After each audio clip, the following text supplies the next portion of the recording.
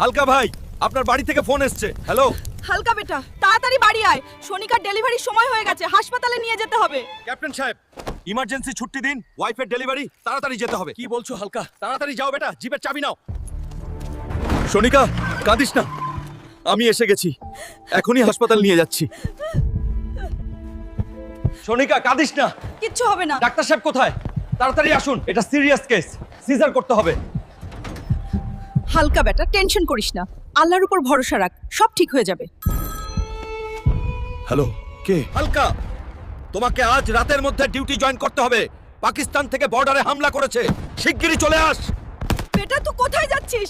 শনিকাকে এই হালতে ছেড়ে? মা, আমাকে রোকো না, এক ফৌজির জন্য দেশই সব। আপনি আমার জন্য দোয়া করুন। হালকা, বর্ডারের হালত পুরোপুরি বিগড়ে গেছে, এখনই রুখতে হবে, না হলে ভারতের জন্য মারাত্মক বিপদ। তাড়াতাড়ি পজিশন নে।